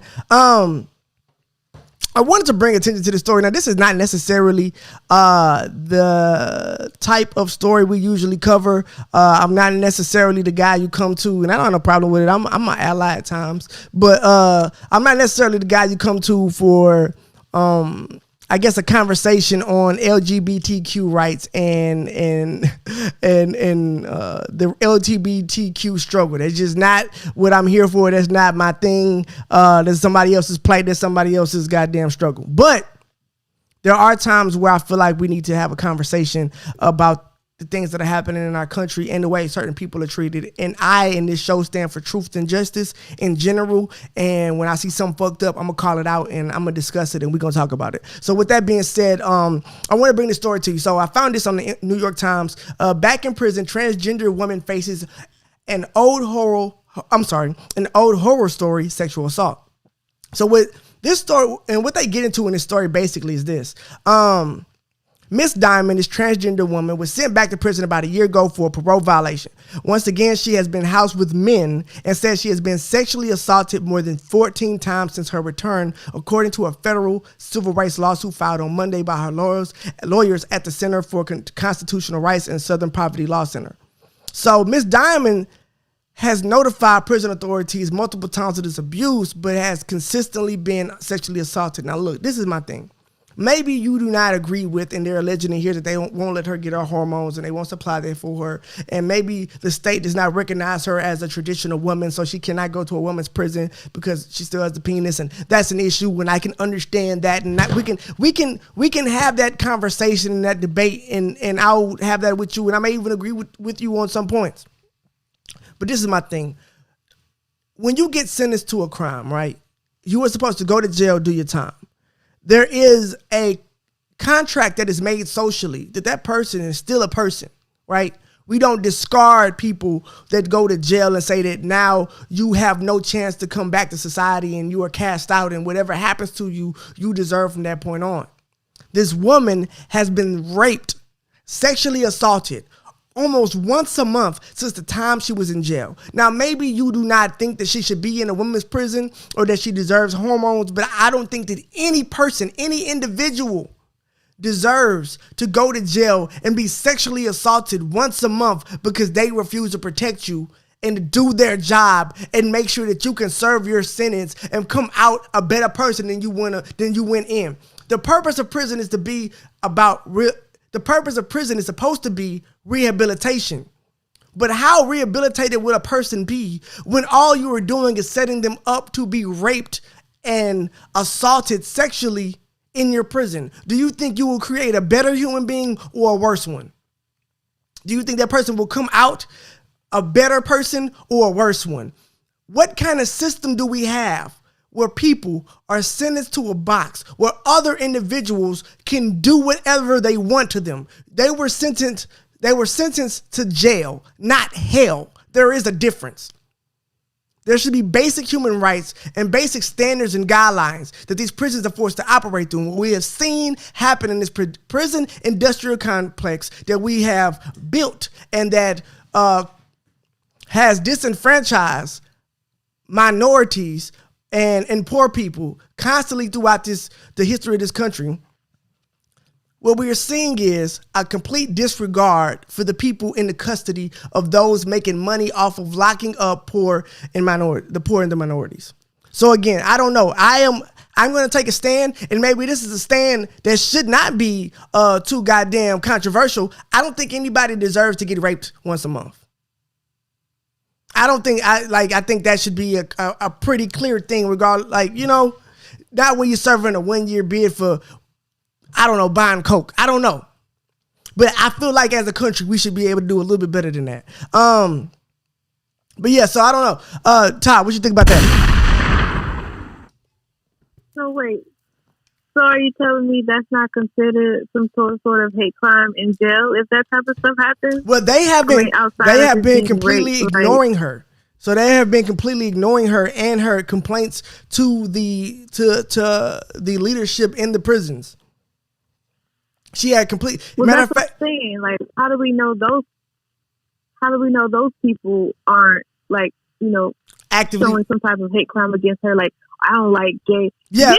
And that shit, and to be honest with you, not only should the people who are perpetrating the crime, but the people who are allowing it to happen should be charged with the same hate crime. That is a very good point. Because, and this is, I agree. And coming from the article, Miss Diamond has repeatedly notified prison authorities of abuse and assaults, including an episode in which she says she was locked in a windowless office by a corrections officer. The officer instructed her to set up a makeshift bed and then mocked and sexually abused her for hours, the lawsuit asserts.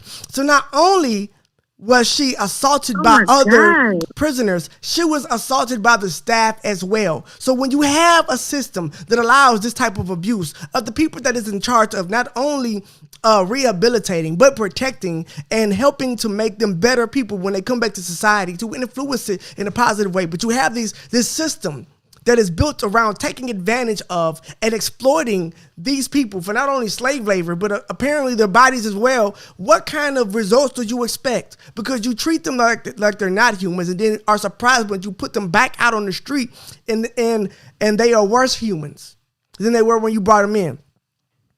But again, you have not just the inmates that they have to worry about. You have to worry about the correction officer, who's supposed to be the person that you talk to, that you tell, that you have a conversation with when you are having a problem. She is now housed in a cell with a door that does not lock and has been brutalized and assaulted there by multiple assailants, the lawsuit says. So she has a cell that doesn't lock, and apparently they just let people come in and assault this woman at their leisure. And again, oh my God, this is the world we live in, and unfortunately, this happens in our prisons. And I feel like there's a lot more of this that happens to other biological males, and that goes unreported and not talked about because of the culture when it comes to men and rape and our relationship with that and being able to express ourselves when men are sexually assaulted. But they're the least likely to report it. And damn sure not in prison, where having a conversation about it or reporting it could get you killed. And why would they have any faith in the justice system when this justice system is allowing and even perpetrating assaults on them? How can you ever learn from your mistakes if this is the people who are supposed to be teaching you to do better, but instead they're the ones adding to your mental instability and your pain and fucking everything else negative when they're the ones fucking harming you. But I don't know. Oh no, Ty. It's a lot of bullshit going on, man. All right, let's see what else we got, man. A lot to go to sleep on, man. Right. We just cooking tonight, man. Let's see. Okay, I got a couple more, and then we're gonna get out of here. I got like 2 or 3 more. We're gonna get out of here. Okay, so let's get to some uplifting things. I didn't crush everybody's spirit enough tonight. I didn't crush everybody else's spirit. I didn't fuck up everybody's mood, the vibe of the show. It got real fucking serious and chill. Yeah, right. All right. So look, I got some other shit too. What we got? Okay. Got it. So if you may have seen this on the news or on the internet already, but I wanted to talk about it as well because the level of ignorance and stupidity I have seen, it's hard to put in words, man. It's a little hard. So I want to talk about this Brooklyn rapper who turned himself in for waving a flamethrower and dancing on a Brooklyn bus. Now I'm going to play you the video in a second, and you're going to be astounded with the level of stupidity that you see. So watch this. I don't expect airplay. Now, so as you can see, he's shooting a flamethrower. He's lighting the bus on fire. There's gasoline that's spewing out of the flamethrower and landing on the bus and lighting it on fire. It's on other cars and other people. I don't expect airplay. They don't play good shit on the airways. The bus literally is on fire. So they pay to control what we say. Now what you're gonna see is gotta love us. Thou should not killing the good will flourish. The go for your piece and be Baba huggers. For hundreds of years, it's a lot of rubbish. Atheists, and I'm all about it. That genetic fence, I try to pull them out, and most of them never read about shit. Mama told them to believe, they just never doubted. You celebrate what the oppressor gave us. Same people suppress your neighbors. Killers. Not only did the idiot almost burn a bus down and barbecue the people who did not sign up to be a part of his live street performance, live art show, but he sprayed gasoline all over the bus and then sprays gasoline on the concrete and then sprays fire on it, lighting the concrete right where he wants to jump. So not only are you so stupid that you endanger the lives of innocent people who did not sign up to be a part of this, but you also almost murdered them with a flamethrower and literally almost murder yourself by lighting the ground in front of where you're about to jump and almost falling and burning yourself alive. So I don't know. He ran across the street, jumped in the bus, sprayed the fire to the air while at the same time coating the bus in gasoline. All of those people in the bus did not sign up to be barbecued. But this is what happens when the internet promotes stupid. You know, you got flamethrower Daquan acting like he's in a goddamn Grand Theft Auto game and like he can't go to jail for this shit. And he ended up going to jail for this shit.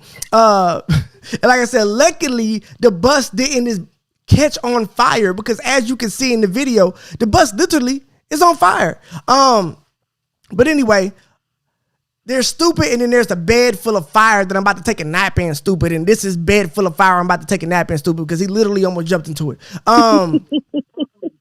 But I mean, to be honest, look, we're over the clown and the sideshows, bro. If your music is so bad that you gotta light a goddamn bus on fire and shoot a flamethrower and go to jail in order to get people to listen to it, well, maybe that shit just trash. Maybe it's trash, fam.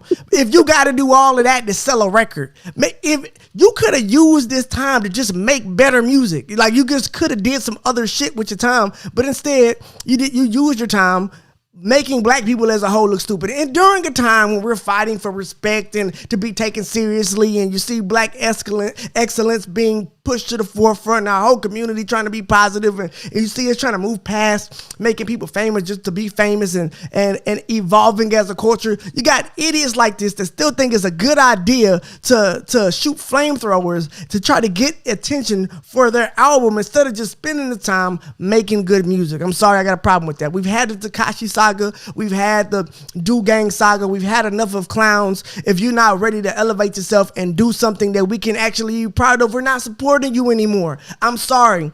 This is stupid. This is not us. This is not what we represent. He's literally falling in fire that he shot on the ground in front of the place. Why would you say, hey fam, I gotta get down? So instead of me just jumping down, let me coat the ground with gasoline and fire first, you fucking idiot. But yeah, we can do better than that. If you got to do all of that to get a fucking Spotify play, fam, your music trash, I'm sorry. I don't want to talk about it no more. You want to be famous, you can be famous for all the wrong goddamn reasons. What's this guy's name so I can shout him out and y'all can know exactly how goddamn stupid he is, and you can know next time you see his music not to listen to this dumbass shit. The dude's name is Dupree G-O-D. He said he was doing it for his song he has called Wu-Tang. I mean, then when they arrested him, you know what he said, Ty, when they arrested him? I said, why did you do it? What's that? He said Wu-Tang forever, man. He said Wu-Tang. He said Wu-Tang and then got pushed in the police car. I bet I ain't got the video pulled up. But yeah, man, like I said, Wu-Tang forever. Oh my God. Maybe his whole thing was just to go viral. I mean, that was 100%.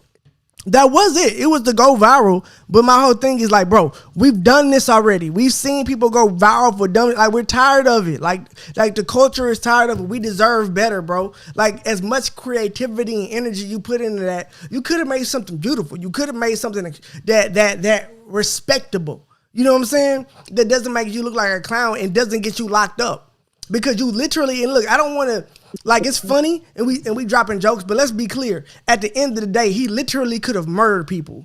Like, you sprayed a bus full of people with gasoline. They didn't sign up to be a part of this. This not was a video. Like, you can do, and this is the thing, you can still do this whole thing and it be just as cool if you get permits and do it in a safe way. Y'all could have rented a bus and did this shit with an empty bus. And then you burn the bus down, fuck it, man. Let the insurance people for the rental company pay for it. It ain't your business. But instead, you take a bus full of innocent people, spray it with gasoline, spray fire all over it, light it on fire, literally, and then thank God they didn't burn to death inside of it due to you and your stupidity. So again, I don't know. I ain't got Donkey of the day. I got what?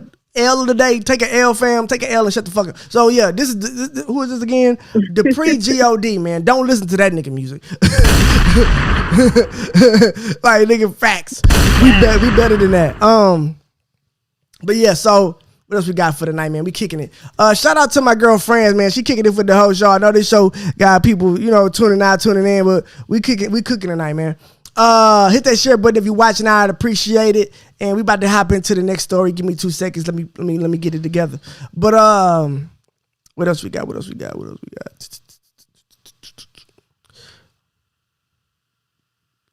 What else we got?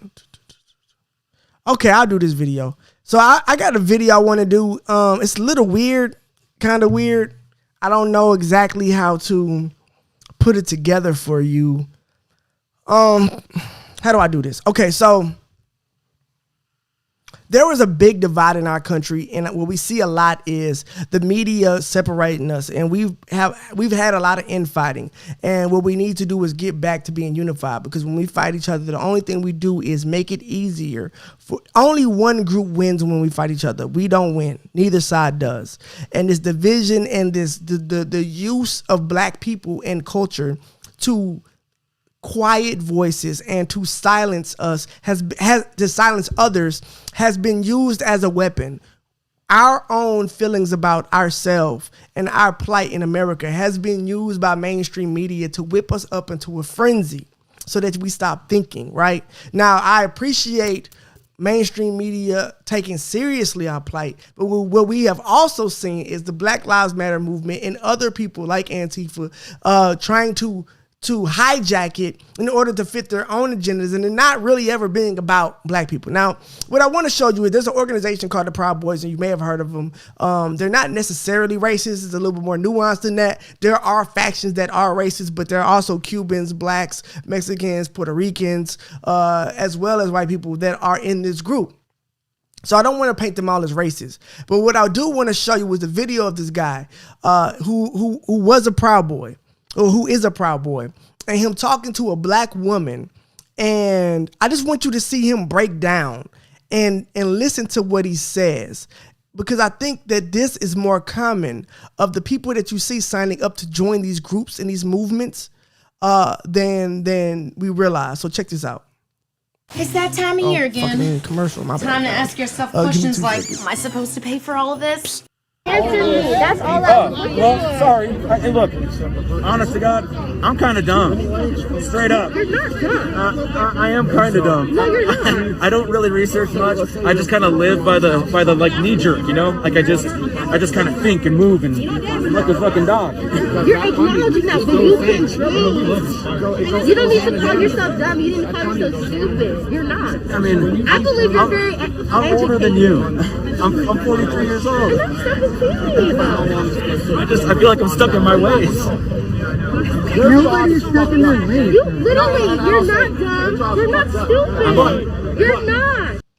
I'm kind of dumb. Now, why is this video important? You see this white guy dressed up as a Proud Boy, and he's talking about how he's stupid and he's dumb and how he doesn't really research anything and he doesn't really understand why he's there. And he's talking to this black woman and who's a part of the Black Lives Matter movement, not the organization. And she's saying, you know, you're not dumb, and encouraging him, and you seen him break him down and crying and talking about his life. And I feel like this is more indicative of the people that join these groups, or a lot of the people that join these groups. I think we like to paint them all as racist, so we got to stop. So that we can be intellectually lazy and stop thinking right there. Because the second you call somebody a racist, you dehumanize them. So you no longer have to think about the reason why they are racist, or how they ended up in this group, or if they actually are racist. This man talking to this black woman, it's hard for you to convince me that he's racist.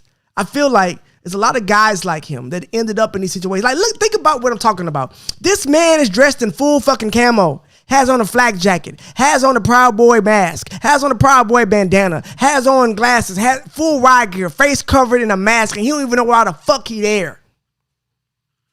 He don't know why he there. He don't even know what the group stands for. He said he don't do no research.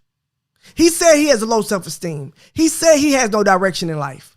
These types of groups prey on these types of people. So when you see these people, understand that not all of them are racist.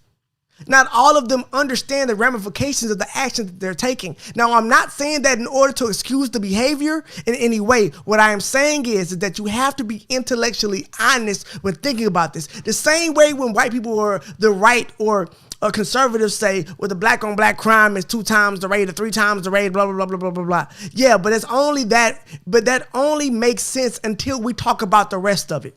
Until we talk about the factors that lead to the black on black crime being the way that it is. The drugs and the guns and the lack of education and opportunity in these areas that have been economically advantaged, and the redlining, and these situations that have created these these pitfalls of humanity that we call the ghetto that we have to struggle to get out of.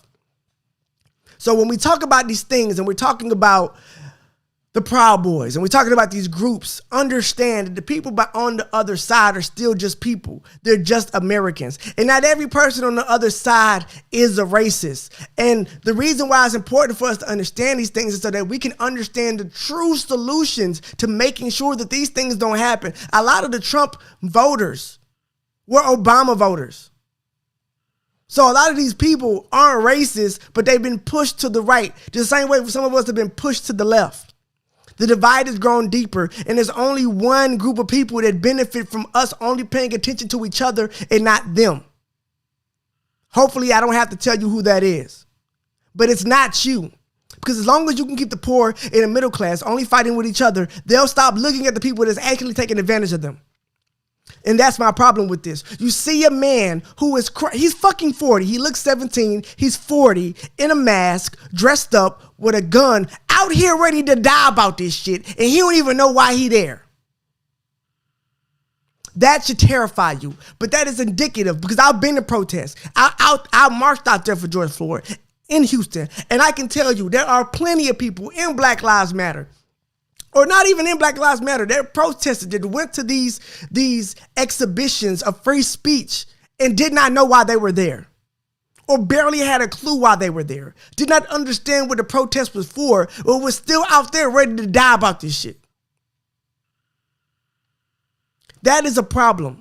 And I hate the fact that we are able to keep ourselves or allow ourselves to be intellectually dishonest while we operate in this fashion. We are better than that as Americans, and we cannot keep falling for the same okey doke fucking magic trick.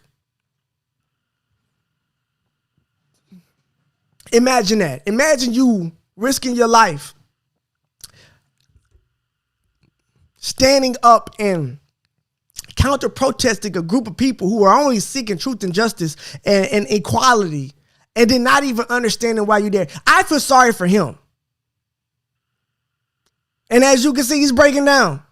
And I feel like there's more people in these groups like him. I would even wager to say the majority, just looking to be accepted, just looking to be a part of a group, don't actually really care about what they stand for, have a whole bunch of thoughts, ideologies, ideas, and perspectives that don't actually belong to them, but they adopt it because they wanted to be a part of this group because they're lonely, have low self-esteem, and don't fit anywhere. And this group accepted them, gave them a reason, gave them something to support, gave them something to build their lives around. And now they're out here with an AR, a mask, and a flak jacket, and then don't know what the fuck going on. If you think that's not by design, you aren't paying attention. I don't know. I don't know, Ty, did that make any sense? Yeah, it made a lot of sense. I mean, there's a lot of fuckery going on when it comes to that type of situation. Just like when we had a situation downtown in Atlanta when they were doing the riots, when the Black Lives Matter riots were going on. Well, not the riots, they were doing the protests. You would see random, people come up and do damage to the buildings and spray paint BLM on them, but it wasn't the Black Lives Matter group. I don't know. It's a lot of weird shit going on. Was I clear? Did I make did my general idea come across as far as what I meant? I was just trying to make sure I didn't lose anybody. Yeah, everything you said makes sense. No, you didn't lose me at all. Okay. I was just making sure that because sometimes I get shit like y'all see that because I just be wanting to make sure people know what I'm talking about, because sometimes I get so far in a rant, I'm not actually sure where I'm at and hoping I'm not losing people. Like when I'm in the middle of that bitch, I don't know if I done lost everybody or if they keeping up, or if I'm doing a good job of helping people keep up. So yeah, that's why I gotta ask. Let's see what else I got. No, everybody understood. All right, cool. Okay, I got one more story, and I think we're gonna get out of here. About Kevin Hart, since this nigga on the title. I be putting motherfuckers on the title, be barely talking about him. Be using these niggas. Yeah, guys. And the phone line's still open if you want to call in, because we'll be taking calls right after this. So go ahead and get in line if you want to be one of the last people to call in. 516-418-5645. Hit that share button if you're watching. 516-418-5645. The phone lines are still open. Feel free to call in at any time. I'm going to cover this last story. I'll be taking phone calls after that. Then we'll be ending the show. So if you want to be a part of the show, if you want to call in, you want to talk to me, you got anything you want to discuss that we discussed tonight, or any of the previous shows, or anything just in general you want to discuss, give my opinion on whatever, you can call right now. Get in line. 516-418-5645. We cooking tonight, man. What we got? So there's a story I wanted to talk about that I thought was funny, and you may too. So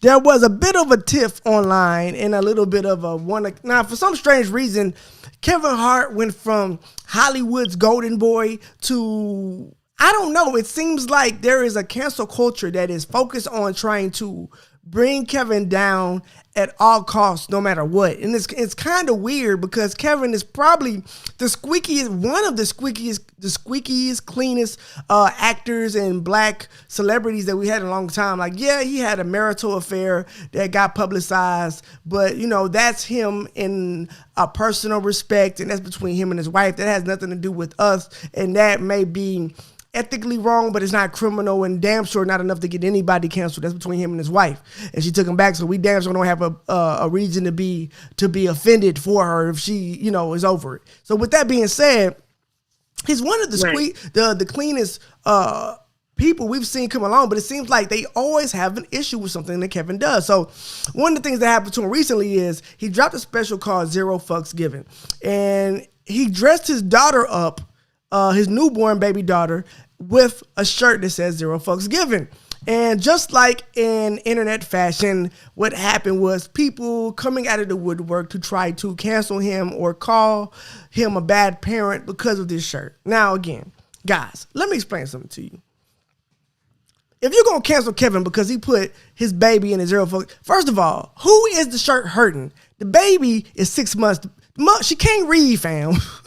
So it's like, well, you're influenced the baby with profanity. Bro, she can't read. So the shit don't mean nothing to her. And if you, an adult, is offended by the fucks in the shirt, well, the shirt tell you that she don't give two fucks. So I don't know what we're talking about here. Unfortunately, yeah, I don't get it. It seems like people are reaching at straws to try to take Kevin down. I don't know who the fuck he done made mad in the entertainment industry. I don't know who behind closed doors has a vested interest in seeing him come down, but these attacks won't work. We've seen it. We support Kevin, and we'll continue to. Our community will, so he'll be all right. Until he start acting crazy. But yeah, people in the comments were mad at him, saying all kinds of crazy things. Let's see. Let me see if I can find some of these crazy comments, bro, because they were a little bit ridiculous. But basically saying they need to call CPS or look. Kevin baby already richer than you, fam. We need to call CPS for your broke ass, because you the only one that look like that baby missing a meal. Because this goddamn baby was born rich, fam. You the one that need to get your financial shit in order. Maybe, matter of fact, if you start worried about what the fuck this baby was doing and wearing, maybe you can have some shit done in your life, goddamn. Like for you to sit around and care enough to talk about canceling or taking away a man's child because he decided to put her. Have you looked outside? There's a fucking pandemic and people murdering babies, and you mad at a black man for putting a goddamn shirt on it that you don't like, fam? I don't know, Ty. If I triple, do the people have a point? I don't know. Man, I'll put whatever I want to put on my baby, as long as it's not harming them. If Exactly. You, maybe you should close your eyes and go the other way. Exactly. Now, he put some naked bitches on the shirt, then maybe we could have a conversation. You know what I'm saying? She got ass and titties on her little shirt. Right. Then maybe we could talk about Kevin Hart being canceled. But she can't read, and I don't have a problem with the shirt. He promoting his baby fully clothed. Fully clothed, man. Pretty baby. Look, people gonna find something to be mad at all the time. Kevin, do your thing. Fuck them people, man. Let's see what else we got. I think that's all I want to talk about tonight. I don't really want to talk about nothing else. Okay, cool. So let me see. We ain't got no phone calls. Cool. So that's pretty much our show for tonight. Phone call. Yeah, you do. Oh, we do? Okay, go ahead and let them on. You have a phone call. Okay. All right. Hello, you on the line with Joe Stone? Hello. Yes, I just called a little bit earlier, man. You got on another topic I had a call back about. Okay, go ahead. What you want to talk about? I was the brother that called about the riots in Portland earlier. Okay, go ahead. Okay. And this is primary. This video. I'm glad you showed it because it's primarily exactly what it is that I tell people about. The when you start looking at like even just with the election, right? See, racism is a club.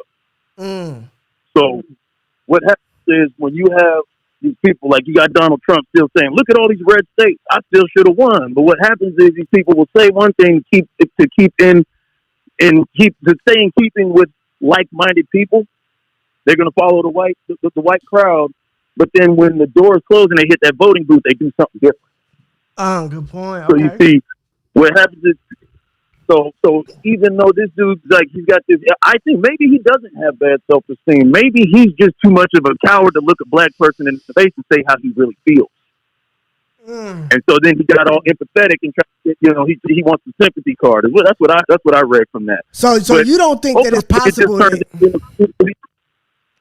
So what about all of these? But we've seen indoctrination in this country multiple times, and the results of it, like we've had multiple shootings from people who were indoctrinated on the internet, radicalized Muslims or even white supremacists who were radicalized through the internet. And we've seen that a lot of these depressed, no life having, low self-esteem having, no friend, like, you know what I'm saying? People who are ostracized and do not have healthy relationships falling into these groups. And then, like you said, they'll do or say whatever they need to be a part of these groups. And even if the group is racist and maybe they aren't necessarily racist, this group accepts me, so I accept their ideology. You don't think that is more common than we give it credit for? I honestly, I believe that that's very, very common. Okay. But just with in that particular situation, like, you believe there was, my grandson was maced at a candlelight vigil for a young black man that was killed in Vancouver, Washington, by the police just last month. Oh wow! Okay. These people literally routed their march past past where these people were doing this peaceful candlelight vigil. It was a whole bunch of Proud Boys. And they marched past, and then they made a U-turn, and they accosted the crowd. My daughter was trying to drive off, and they maced my 2 grandchildren in the back seat of her car with bare mace, brother. Oh my God! So what it is? We're out here protecting the community. So when these things happen, these racist people get an ideology that they can go grab their AR-15 and do free security work at the local Safeway. Mm-hmm. You know what I'm saying? Like it's just an excuse for them to pull out their guns and all the stuff that they've been collecting, because ultimately you have people who own guns and they say, I hope I never have to. And then the motherfuckers who get guns and they say, I hope a motherfucker does. No, that's definitely a thing. And there is from somebody that is deep in the gun community. I'm deep in the gun community as a firearm instructor. And, oh man, we lost our guy. Hold on. Okay, Ty got to call back in. But anyway, I'm deep in the gun community, and what I've seen is that there is a fantasy. There is a fantasy that happens with these guys, these types of guys, and they have this fantasy of like being like the lone soldier, and like, maybe none of them served in the military or wanted to, and they have this like fantasy of like being able to kill a bunch of bad guys and be a hero, and that may or may not be racist, you know what I'm saying? But they got this like this like action hero idea in their head about how they think that it's gonna play out when they actually pull a gun on somebody, and they fantasize about it. And you even got guys that have been fantasizing about a race war, and they call it the boogaloo, or like when the government finally faces off with the people, or like these guys that train in little militias. All of these things that like I said, it builds like a culture and almost like a fantasy of having that ability to finally get that body I've been wanting, and not go to jail for it. So there definitely is an era of that in the gun community in general, and specifically when you get into these militias and these racist factions. And I'm not saying every militia is racist. Hell, I almost fucking joined the militia, but I didn't. FBI did not. CIA I did not. But yeah, so it's not necessarily wrong with the militia, but in general, there definitely is that according to it. But yeah, go ahead, man. Anything else? No, brother. I appreciate you taking my call again, man. Thank you. Hey, man, thank you so much. I appreciate you calling in. Take care. Peace. All right, guys. So, look, that's the end of the night. I appreciate everybody that tuned in. I'm about to wrap up the show. Hit that share button for me. This is the Church of Joe Stone podcast. I am Joe Stone, your host. It's been a wonderful night. We had a lot to talk about. I'm pretty much done for the night. Ty, you want to shout something out before we get out of here? Yeah, make sure you follow me on Instagram, Tysosily, TYSOSILLY. Thank you. And Ty be throwing ass on Instagram, so make sure y'all go hit that follow button. You know what I'm saying? Ty like that booty shit, man. She throw that shit. So definitely go follow. Oh, okay. Nah, I'm messing. But yeah, guys. So we'll see you next time. See you tomorrow night, same time, same place, 8:30 to 10:30, Sunday through Thursday. We missed the Sunday show. Well, we did not miss it. We're starting it next week. We're supposed to start it this week. We'll start it next week. So we'll see you guys tomorrow night. Yeah, we out. So I'm Joe Stone. This is the Church of Joe Stone. This is the campaign. This is our campaign. Be mad at the facts, not me.